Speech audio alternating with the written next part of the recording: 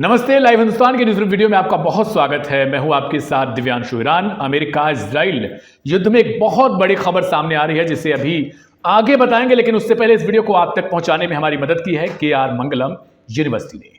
दोस्तों, पाकिस्तान, तुर्की, ओमान और मिस्र के थ्रू, यानी ये चारों देश एक मीडिएटर के तौर पर ईरान अमेरिका में सीज फायर करवाने के लिए पूरी तैयारी कर चुके हैं। पाकिस्तान के थ्रू कई बार अटेम्प्ट किया गया तेहरान को कि किसी तरीके से वो अस्थायी युद्ध विराम पर राजी हो जाएं, लेकिन ईरान ने साफ तौर पर इन सभी मांगों को खारिज कर दिया। और अब खबर बहुत बड़ी आ रही है कि ईरान ने अपनी तरफ से 10 मांगे रखी है और कहा है कि अगर सीज फायर करवाना है तो हमारी इन मांगों को सुन लो। और कौन कौन सी वो मांगे हैं वो हम आपके साथ विस्तार से चर्चा करेंगे। सबसे पहले हम ये समझेंगे कि आखिर जो पहली मांग है वो ये कहती है कि गारंटी मिले कि दोबारा हमला हम पर नहीं होगा। यानी जो पुरानी रणनीति रही है, अमेरिका हो या फिर इस्राइल की, वो लगातार पहले कहते हैं बातचीत करेंगे, अस्थायी युद्ध विराम कर लेते हैं और फिर बीच बातचीत अचानक से एक स्ट्राइक कर देंगे। बिल्कुल ये स्थिति रहती है और हर बार कोई नया बहाना लेकर के, कोई नई साजिश करके, जैसा कि ईरान आरोप लगाता है, उस पर हमला करने की तैयारियां होती हैं, हमले किए जाते हैं और एक तरह से माहौल बनाकर रखा जाता है। और उसमें इजराइल का बड़ा योगदान रहता है। इजराइल हमेशा ये पूरी कोशिश करता है कि ईरान पर हमले के बहाने खोजे जाएं। कभी वो कहता है कि ईरान न्यूक्लियर बम बना लेगा और हम पर हमला कर देगा। ना तो वो न्यूक्लियर बम उनके पास है, वो खुद कहते हैं नहीं है, हमारे लिए हराम है। हमारे सुप्रीम लीडर ने खुद कहा था, फतवा दिया था कि ये हराम है। बावजूद इसके इजराइल ने कहा कि बम बना लेगा और हम पे हमला कर देगा, इसलिए ईरान पे पहले ही अटैक कर देते हैं। और ये कहते हुए उन्होंने अमेरिका को भी खींचा इस जंग में। तो अब ईरान चाहता है कि गारंटी दो कि इस तरह की कोई शरारत, कोई साजिश दोबारा नहीं करोगे। इस बात की लिख कर गारंटी दो, जैसे हमने लिख कर दिया था कि हम न्यूक्लियर बम नहीं बनाएंगे। और आज नहीं 15 साल पहले लिख कर दे दिया था, लेकिन नहीं मानना है, नहीं मानना है। आपको पर हमला करने के बहाने नए नए तलाशना है। तो इस बार ईरान भी बाजिद है कि आप देख लिया आपने, आपकी जुर्रत का क्या हाल होता है। तो इस बार जरा लिख कर दीजिएगा कि गारंटी दीजिएगा कि दोबारा हम पर हमला नहीं करोगे। ये पहली शर्त है। आगे की शर्त बताएं, लेकिन उससे पहले समझिए, बहुत सारे लोग दुनिया भर में जो ट्रंप समर्थक, अमेरिकी समर्थक माने जाते हैं या फिर इस्राएली समर्थक हो, उनकी तरफ से बहुत बार ऐसा कहा जाता रहा है कि भाई ईरान के पास तो कुछ है ही नहीं, ईरान तो बहुत पिट रहा है, ऐसे पिट रहा है, वैसे पिट रहा है। लेकिन अब आप समझिए कि शर्त आखिर दे कौन रहा है, शर्त किसकी तरफ से रखी जा रही है। और मजबूत स्थिति में अगर न होता ईरान तो क्या वो अपनी शर्त थोपता? बिल्कुल, ये भी बड़ी तरीके से समझिए कि अगर वो मजबूत स्थिति में नहीं होता, बुरी तरीके से अमेरिका जैसा दावा करता है कि उसने ईरान ने ईरान को बहुत बुरी तरीके से पीटा है या फिर उनकी सारी चीजों को खत्म कर दिया, लेकिन उसके बावजूद शर्त कौन रख रहा है ये भी समझिए। ये बहुत बड़ी चीज मायने रखती है। दूसरी बात में वही इमरान जी जिस चीज का जिक्र कर रहे थे कि युद्ध का स्थायी अंत हो, न कि अस्थायी, यानी परमानेंट तौर पर इस बात की गारंटी दी जाए कि हम पर दोबारा हमला नहीं होगा, दोबारा युद्ध थोपा नहीं जाएगा और हमारे इंफ्रास्ट्रक्चर, सिविलियंस को नुकसान नहीं पहुंचाया जाएगा। और वही चीज इसमें कही जा रही है। बिल्कुल, ये क्या करते हैं, इजराइल हो गए, अमेरिका हो गए, ये क्या करते हैं, जब ये देखते हैं कि इनकी ज्यादा पिटाई हो रही है, ये कमजोर पड़ रहे हैं, तो ये क्या करते हैं, सीज फायर की टेबल पे आके लिखवा लेते हैं, भाई युद्ध विराम हो गया, चलो चलो। फिर ये क्या करते हैं, 7-8 महीने गुजारते हैं। या इजराइल का तो तरीकाकार यही है, वो हिजबुल्लाह के साथ भी ऐसा ही करता है, हमास के साथ भी हमने देखा 2.5 साल तक जब उन दोनों के बीच में जंग चली तो तब भी वो ऐसा करता था। बार बार जब बहुत हलाकान हो जाता था, अपने होस्टेजेस, अपने बंधक नहीं ढूंढ पाता था, तो सीज फायर के टेबल पे आकर कहता था कि हाँ भाई चलो बैठते हैं, बात कर लेते हैं, आप हमारे छोड़ देना, हम आपके छोड़ देना। उसके बाद फिर कोई बहाना लेकर कि आपने झांकी सजाकर क्यों छोड़ा, आपने स्टेज बनाकर क्यों छोड़ा, ऐसा तरीका नहीं होता। फिर हमला कर दिया बीच रमजान में, तो ये नहीं चलेगा। मतलब ईरान चाहता है कि लिख कर दो कि आप दोबारा से कभी हमला नहीं करोगे और ये सीज फायर नहीं होगा। देखिए उसने पहले कहा है ये जंग को स्टॉप नहीं करेंगे, उसका एंड करेंगे और वो भी हमारी मर्जी से करेंगे। इसलिए अब सीज फायर जैसी कोई चीज नहीं होगी, जो कुछ भी होगा अंत होगा, नतीजे के साथ होगा। तीसरे पॉइंट में बहुत बड़ी चीज ये मेंशन की गई ईरान के थ्रू, लेबनान पर इजराइल हमला तुरंत बंद करेगा। यानी सिर्फ अपने तक सीमित नहीं है, बल्कि ये लेबनान के लिए भी है। और चौथे में कहा जाता है ईरान पर अमेरिकी प्रतिबंध हटाए जाएं। ये दोनों चीज बहुत मायने रखती हैं, बहुत मायने भी रखती हैं और अव्यवहारिक हैं। अगर देखा जाए तो इजराइल और अमेरिका के नजरिए से अमेरिका ईरान पर से सैंक्शंस हटा दे, ये इजराइल जब तक अमेरिका का दोस्त है कभी कबूल नहीं करेगा।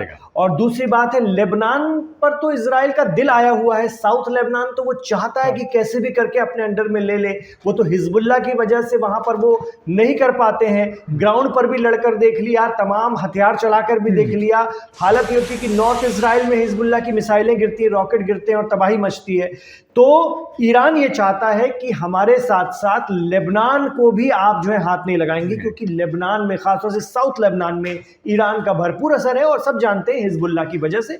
और हिजबुल्लाह ईरान की हिमायती संगठन है, तंजीम है, और आज भी लड़ रहा है, मौजूद है, और इजराइल जैसी ताकत से वो बराबर से मुकाबला कर रहा है। और हर प्रकार से, ग्राउंड पर भी, टैंकों से भी, रॉकेट से भी, मिसाइल से भी, ड्रोन से भी, क्या नहीं आजमा कर देख लिया, तब भी मुकाबले में वो संगठन है। जी, ये चीज आप इसलिए गौर करिएगा क्योंकि ये ईरान अमेरिका से सीज़फायर नहीं करने के लिए तैयार है, बल्कि उसके साथ साथ वो इजराइल का भी निपटारा कर रहा है साथ साथ में। जी, क्योंकि ये दोनों चीजें इजराइल होने नहीं देगा, और अमेरिका अगर प्रेशर बनाएगा तो शायद उसे किसी तरीके से राजी करा सकता है। आगे बढ़ेंगे, और वो भी आगे चीज मेंशन की गई है, क्या ईरान के सहयोगियों के साथ भी संघर्ष बंद किए जाए, होर्मुज खोलेगा लेकिन हर जहाज पर $2 मिलियन शुल्क लेगा। जी, इस चीज के लिए तैयार किए जाएं, यानी अर्थव्यवस्था जो हमारी कमजोर पड़ चुकी है उसे भी हम मजबूत कर लेंगे। यानी हम जंग में इस वक्त बहुत आगे निकल चुके हैं, और यही वजह है कि इस तरीके की शर्तें रखी जा रही है, और कोई आश्चर्यजनक चीज नहीं है। इनमें से 2-1 पॉइंट को अगर छोड़कर रखें कि अमेरिका उस पर तैयार ना हो। जी, बिल्कुल। खासतौर से सहयोगियों के साथ संघर्ष का मतलब है वही जितने प्रॉक्सी जो कहे जाते हैं, जो एक्सेस ऑफ रेजिस्टेंस का हिस्सा है, उनके साथ भी लड़ाई बंद करो, जो इस वक्त लड़ रहे हैं, चाहे यमन के अंसारुल्लाह हो, हिजबुल्लाह हो, और इराक के संगठन हो। तो ईरान का कहना है कि सबके साथ संघर्ष बंद करो, और इनके संघर्ष ज्यादातर अमेरिका के साथ नहीं चलते, इनके संघर्ष इजराइल के साथ चलते हैं। तो अमेरिका इजराइल पर प्रेशर बनाए कि अब वो बंद करे। और दूसरा है, हुर्मुज की फीस देनी पड़ेगी। अभी देखिए, पिछले 45 सालों से ईरान की दरियादिली थी, सारे जहाजों को गुजरने देता था, हमेशा जंग की स्थिति बनती थी तो कहता था कि हुर्मुज बंद कर देंगे। तो अमेरिका और इजराइल हल्के में लेते थे कि किसी की दम है कि हुर्मुज बंद करके दिखा दो, हम तो मौजूद हैं, हम देखते हैं। और ये गारंटी अरब मुल्कों को हमला करने से पहले मीडिया रिपोर्ट्स बताती कि अमेरिका ने दिया था कि हुर्मुज नहीं बंद होने देंगे, लेकिन वो सारी गारंटी जो है ध्वस्त हो गई। हुर्मुज बंद है, आज तक नहीं खुल पा रहा है। और अब तो ईरान ने शेर पर सवा शेर कर दिया कि अब फीस देकर जहाज निकालेंगे, $2 मिलियन जो है डॉलर का शुल्क आपको देना पड़ेगा। रुपए में आप कन्वर्ट कर दीजिए, कितने करोड़ रुपए होता है? 18 करोड़ रुपए हर जहाज के देना पड़ेगा। तो न सिर्फ अमेरिका और इजराइल को राजी होना पड़ेगा, बाकी और भी देशों को राजी होना पड़ेगा, क्योंकि ये बड़ी रकम है हर जहाज के लिए। इतनी बड़ी रकम सभी देशों को देना और हर बार देना, ये वाकई अब इसको कैसे मतलब ये लोग कार्य रूप में परिणत करेंगे तो आगे बताया जाएगा। अगर लेकिन ये शर्त में थोड़ी बहुत इधर उधर की ढील देकर भी, रकम को कम कराकर भी मान लिया जाता है तो अच्छी खासी बैठेगी। और कहीं ना कहीं ईरान इसका इस्तेमाल अपने इंफ्रास्ट्रक्चर को वापस से बनाने में करना चाहता है, क्योंकि इन लोगों ने जो नुकसान किया है, ईरान चाहता है कि भरपाई इन्हीं के पैसों से करवाई जाए। तो इस तरह से पैसे वसूलने की वो तैयारी है। इसी पॉइंट में एक और चीज आपको मेंशन कर दें कि उसने कहा कि जो भी इंफ्रास्ट्रक्चर का नुकसान हुआ है, हम उन्हें दोबारा से पुनर्निर्माण में उनको खर्च करेंगे। के साथ साथ ओमान के साथ शुल्क शेयर किया जाएगा, जो वो राशि वसूलेगा उसे ओमान के साथ भी शेयर करेगा। जी। यानी सिर्फ ये अपने तक सीमित नहीं रख रहा है, उसने ये भी संकेत दिए हैं कि ओमान को भी उसमें से कुछ हिस्सा जरूर मिलेगा। इसलिए मिलेगा, एक तो ओमान मीडिएटरशिप में भी है, दूसरा ये है कि जो हुर्मुज का एक किनारा ओमान से भी मिलता है, तो वो उसने ऐसा बनाया कि भाई सिर्फ हम ही पैसा ना वसूले, जितने भी जो देश हुर्मुज के किनारे पे आते हैं वो सब इसके हकदार है। और एक सिस्टम बनना चाहिए। आज तक हमने जो खुला दिल दिखाया तो दुनिया ने क्या दिया? तबाही दी, हमें मारने की कोशिश की, हमें खत्म करने की कोशिश की, हमारे सुप्रीम लीडर को मार दिया। अब पैसा दो और जहाज निकालो, नहीं दे सकते तो खड़े रहिए और आपके यहाँ त्राहिमाम मचे हमारी बला से। इस तरह की स्थिति उन्होंने बना दी। वही चीज की कमाई से जो इंफ्रास्ट्रक्चर जिसको इजराइल और अमेरिका ने मिलकर नुकसान पहुंचाया, चाहे वो अस्पताल हो, स्कूल हो, इसके अलावा सिविलियंस के लिए जो चीजें उनकी उपभोग के लिए जो चीजें रखी जाती, चाहे वो आप ले लो मॉल्स वगैरह, शॉपिंग की चीजें, वो सब कुछ, यानी जो वहां पर ईरान को नुकसान झेलना पड़ा है, उसमें से कुछ लोग तो ऐसे होंगे जो इंश्योरेंस के लिए क्लेम भी करेंगे गवर्नमेंट से, तो वो सारी चीजें सरकार को ही भरनी पड़ेंगी, उसकी भरपाई करनी पड़ेगी। तो एक तरीके से उनका साफ कहना है कि जो भी आपने हमारे देश में नुकसान किया है उसकी रकम हम सबसे वसूलेंगे, लेकिन आपसे भी लेंगे। और दूसरी बात कि हम झुकने वालों में से नहीं है। पाकिस्तान से इस्लामाबाद से जो भी ऑफर गया था सीज फायर के लिए, उसने साफ तौर पर इनकार कर दिया और कहा कि आप तय करके नहीं दोगे, हम बताएंगे कि कैसे इसको अंत करना है, स्टॉप नहीं करना है, एंड करना है। और ये वॉर या युद्ध बार बार नहीं होने वाली चीज है और नहीं हम कर सकते, क्योंकि अभी जो हमारी स्थिति है वो आगे जाके पता नहीं हो पाएगी कि नहीं। बिल्कुल, यानी आगे अगर युद्ध होता है किसी तरीके से भी रुक जाए, सीज फायर कर ले और आगे अमेरिका और इजराइल तो ऐसे करता है, इजराइल करता ही ऐसा है कि साल भर के लिए रोक देंगे। अभी जून 2025 में हुई थी, उसके बाद रोक दिया, फिर इधर हमला कर दिया, फिर 8-6 महीने या साल भर गुजार देगा, फिर हमला कर देगा, फिर माहौल बनेगा।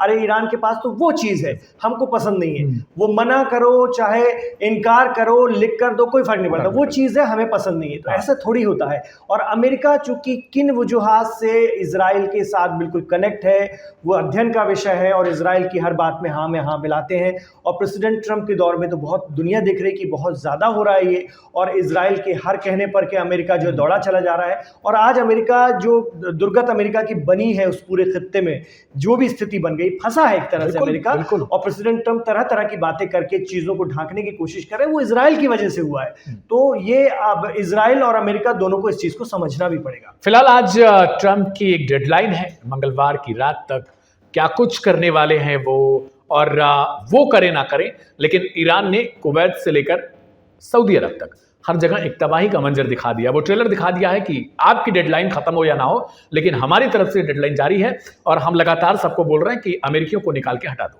अगर हटा दोगे तो आपके ऊपर हमले नहीं किए जाएंगे। बहरहाल लाइव हिंदुस्तान पर खबरों का सिलसिला जारी है, बने रहिए हमारे साथ।